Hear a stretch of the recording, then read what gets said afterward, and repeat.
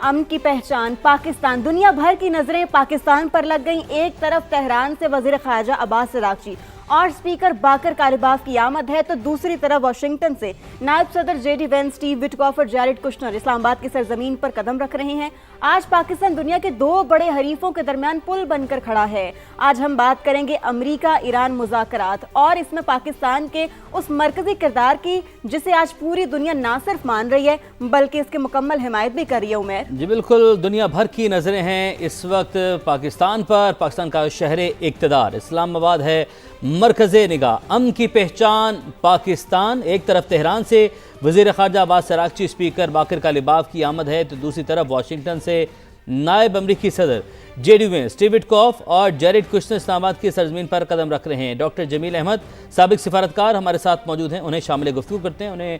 Transmission میں خوش آمدید کہیں گے۔ ڈاکٹر صاحب السلام علیکم، بہت شکریہ آپ نے وقت نکالا سما کی ٹرانسمیشن کے لیے۔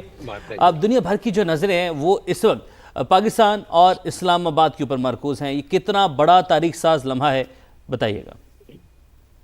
یہ اس لیے تاریخ ساز لمحہ ہے کہ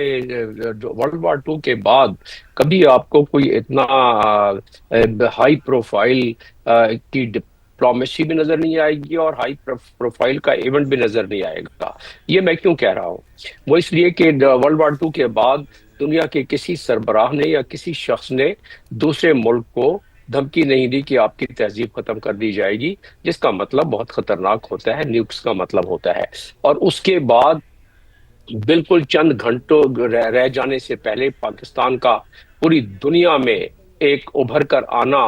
اور پاکستان کا نام دنیا میں ہر جگہ سر فہرست، فرنٹ پیجز، الیکٹرانک میڈیا اور پاکستان کے پرائم منسٹر کی ٹویٹ کے جس کے تحت وہ سیز فائر ہو گیا۔ تو پہلے تو بات یہ ہے کہ دنیا کا دم خشک تھا، اس میں کوئی جان میں جان آئی دنیا کی۔ اور یہ میں اس لیے کہہ رہا ہوں کہ اس پہ بڑی ماڈلنگ ہوئی ہے کہ جہاں تہذیب کو کرنے کی بات آئے، جہاں ایسے ویپن استعمال ہوں تو وہاں پوری دنیا اس سے افیکٹ ہوتی ہے، اس کے مضمرات سے افیکٹ ہوتی ہے، اس کے اثرات سے افیکٹ ہوتی ہے، اس کے فائر بال سے افیکٹ ہوتی ہے، اس کے ریڈیشن سے افیکٹ ہوتی ہے، اس کے قحط پڑنے سے، اس کی بیماریوں سے۔ تو یہ تمام چیزیں دنیا کو تو پتہ ہے اس کا بالکل۔ اور پھر اس کے بعد پاکستان نے کوئی پہلی مرتبہ اس قسم کی سفارتکاری اور اس میں انشاءاللہ کامیابی بھی وہ نہیں کی ہے، کیونکہ 1971 میں جب پاکستان نے سفارتکاری کی،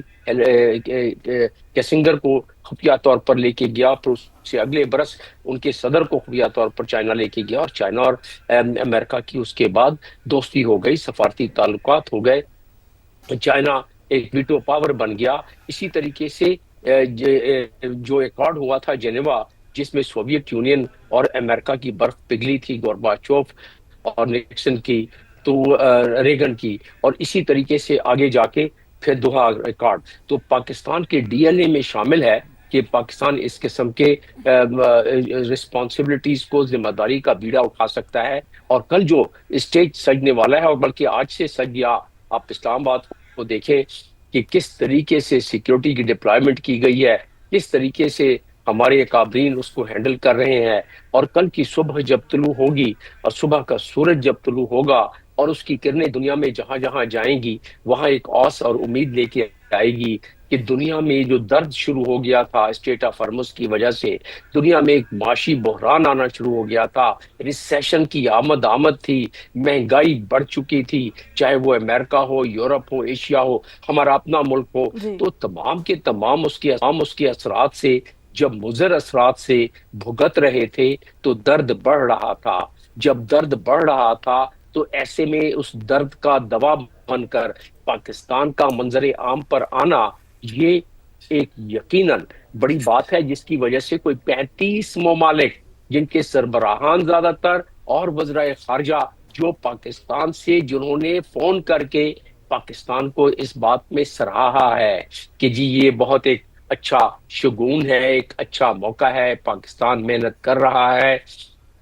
پاکستان کو ادراک ہے اس بات کا، دنیا کو بھی اس بات کا ادراک ہے کہ جو 15 پوائنٹ امریکہ کی طرف سے اور 10 پوائنٹ جو ایران کی طرف سے ہیں، کٹھن ہیں، لیکن اس کے باوجود جب بیٹھیں گے، سب سے بڑی بات یہ ہے کہ جو آپس میں ایک بلڈنگ میں بیٹھنا پسند نہیں کرتے تھے، آج وہ ایک ہوٹل میں اور ایک شہر میں بیٹھ رہے ہیں، بالکل اور اس کے بعد جب یہ سلسلہ شروع ہوگا، اور اس سلسلے میں میرا تجزیہ یہ ہے، اور میں کافی نیگوسیشنز میں دنیا میں اقوام متحدہ کے پلیٹ فارم سے بھی میں شامل رہا ہوں، اور سفیر کے طور پر بھی میں نے بہت ساری نیگوسیشنز دیکھی ہیں، بائی لیٹرل اور ملٹی لیٹرل، جب میں یو ای میں تھا یا اس سے پہلے مختلف جگہوں پر. تو مجھے اندازہ ہے کہ ڈیمانڈ کیسی کی جاتی ہے، اور ڈائلاگ کے دوران اس میں کس طرح کچھ لو اور کچھ دو کے حوالے سے. اور یہ اس وقت جو ماحول بنا ہے، یہ 38 دنوں کے بعد جو حالات ہوئے ہیں امریکہ کی پیراڈائم، سیکیورٹی پیراڈائم، اسرائیل کا سیکیورٹی پیراڈائم اور ایران کا اپنا سیکیورٹی پیراڈائم، یہ وہ نہیں رہا جو جنگ کے منظر نامے سے پہلے تخمینہ لگایا جاتا تھا. جنگ کے منظر نامے نے ان خیالات کو، ان تصورات کو بھی تبدیل کیا ہے. وہ کیا ہے؟ وہ یہ ہے کہ امریکہ سمجھتا تھا، جو کہ لیک ہو کے بعد جیڈی وینس کی اور نیتن یاہو کی گفتگو لیک ہو کے میڈیا میں آ چکی ہے 6 دن قبل، تو وہ یہ تھا کہ نیتن یاہو نے وائٹ ہاؤس میں جا کے بریفنگ دے کے کنونس کیا، اسرائیلی لابی اس سے پہلے کام کرتی رہی کہ یہ 4-5 دن کی مار ہے، رجیم ختم ہو جائے گی، لوگ پناہ کر دیں گے، حکومت تبدیل ہو جائے گی، اللہ خیر صلاح. ایسا نہیں ہوا. امریکہ تو اپنی پوری آن شان بان اور پوری عسکری قوت کے ساتھ ایران کے سامنے آ کے کھڑا ہوا، اور اس کے بعد بھی ایران اپنے پیروں پر کھڑا رہا، جواب دیتا رہا، اور ایران کہتا تھا کہ ہم تو لڑتے رہیں گے. تو ایران کو بھی ایک لحاظ سے اس نے اپنے ریزالو کو پیش کیا کہ قومیں جب متحد ہوں، قومیں جب اپنا ریزالو دکھلائیں، قومیں جب اس نہج پر پہنچا دی جائے کہ ہم تو فنا ہونے والے ہیں، لیکن ہم اپنے ساتھ اپنی عزت و وقار و تکریم کو بھی ہم اپنے ساتھ اجاگر کر کے جائیں گے. تو جب یہ موقع آ جائے تو پھر یہی ہوتا ہے کہ تل ابیب میں کوہرام مچا دیا، حیفا میں جی کوہرام مچا دیا، ڈیمونا میں کوہرام مچا دیا. وہ میزائل چیرتے ہوئے جب چلے گئے اس آئرن ڈوم کو، تو ایران بھی جو اسرائیل ہے وہ خام خواہ کے اس طرح نہیں مدھم ہوا ہے. اسرائیل کے تو گریٹر اسرائیل کا تصور ہے، اسرائیل کا تو دیرینہ خواب تھا کہ ایران کو ہمیشہ کے لیے ملیا میٹ کر دیا جائے. لیکن جب انہوں نے دیکھا کہ ایران کو تو ملیا میٹ نہیں کر پا رہے ہیں، 38 دن ہو گئے ہیں، اور ساتھ میں تل ابیب ملیا میٹ ہو رہا ہے، ڈیمونا ہو رہا ہے، حیفا ہو رہا ہے، تو پھر انہوں نے بھی کوئی تھوڑا سا سوچا کہ چلے کوئی پاس مل جائے. دوبارہ شرارت تو کریں گے لیکن ان کو بھی کچھ ٹائم لگے گا. امریکہ کی ساکھ اس پر ہے، مڈ ٹرم الیکشن سامنے ہے، اور ریپبلکن کا فیوچر اس میں ہے کہ جس طریقے سے ان کا گراس روٹ لیول کا ایک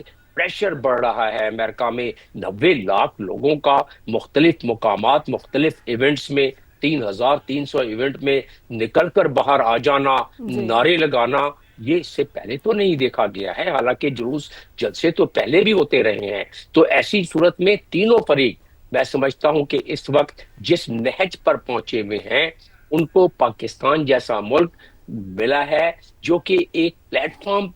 تیار کر کے دے رہا ہے. اور یہ وجہ اس کی یہ ہے کہ پاکستان کا جو قد کاٹ بڑھا، خاص طور پر مارکہ حق کے بعد، اور اس قد کاٹ کے بڑھنے میں ملٹری ڈپلومیسی کا اتنا ہی اثر رسوخ ہے، اتنا ہی عمل ہے جتنا کہ ٹریڈیشنل ڈپلومیسی کا، جس کی وجہ سے ان دونوں جی ڈپلومیسی کی آمیزش کی وجہ سے بالکل پاکستان اس جگہ پر ہے بالکل کہ ایسی ہے کل جمیل وہ صاحب، آپ ٹھیک اتنی فرما رہے ہیں. بہترین کامیاب قسم. ترین شٹل ڈپلومیسی کی پاکستانی اور اس ناممکن چیز کو ممکن کر دکھایا. ہمارے ساتھ رہے گا. ہمیں رضا بشیر صاحب نے بھی جوائن کیا ہے، سابق سفارتکار ہیں آپ، ان کو بھی شامل گفتگو کرتے ہیں، ان کا پوائنٹ بھی لیتے ہیں. رضا صاحب بہت شکریہ، آپ نے سما کو اپنا وقت دیا. کہیے گا کہ پاکستان نے گلوبل ڈپلومیٹک میپ پر ایک سٹرونگ پوزیشن لی ہے، اور اگر ہم تقابلی جائزہ لیں تو ماضی کی بات کریں تو ماضی میں دنیا کے کئی ممالک نے ایران اور امریکہ کے درمیان ثالثی کی کوشش کی، لیکن ممکن اس چیز کو پاکستانی جو ہے نا وہ بنا سکا. تو آپ کی نظر میں وہ کون سے ایسے فیکٹرز ہیں جن کی بیس پر یہ ناممکن کام پاکستان نے ممکن کر دکھایا؟ بسم اللہ الرحمن الرحیم. السلام علیکم. اور جس طرح میں نے پہلے بھی عرض کیا تھا، اللہ تعالیٰ کا لاکھ لاکھ شکر ہے، اللہ تعالیٰ نے ہمیں توفیق دی یہ اہم کام کرنے کی اور ہمت دکھانے کی، جبکہ اور ممالک اس میں جو ہے شامل نہیں ہونا چاہتے، اور امریکہ کے ہمارے سے بڑے جو اتحادی تھے وہ بھی پیچھے ہٹ گئے. اور جس طرح یہ ابھی جمیل صاحب نے فرمایا ہے کہ دنیا سانس روک کے بیٹھی تھی، اور بہت بڑا کہیں پہ تہذیب کے خاتمے کی بات ہو رہی تھی، کہیں پہ ایک world wide economic down slide, ایک وہ معاشی تباہی، اور کسی لحاظ سے دنیا کے کسی کونے میں کوئی سوائے اسرائیل کے، اور وہ بھی شاید ایک ڈھٹائی کی وجہ سے، میرے خیال میں کسی وہ آبجیکٹو انالیسس پہ بیس نہیں تھا۔ اور سو دنیا میں امریکہ کے جو حامی ہیں وہ بھی نقصان میں تھے، پریشانی میں تھے، تذبذب میں تھے۔ ہمارے جو ہیں برادر عرب ملک، ان کے لیے بھی بڑا مسئلہ تھا، پھر ساؤتھ ایسٹ ایشیا میں، یورپین یونین میں۔ تو اس میں لامحالہ اب جو پاکستان نے قدم اٹھایا ہے اور یہ ثابت کیا ہے کہ اس حالت میں ہم نے وہ کام نہیں کیا جس طرح اب ایک سمجھ لیں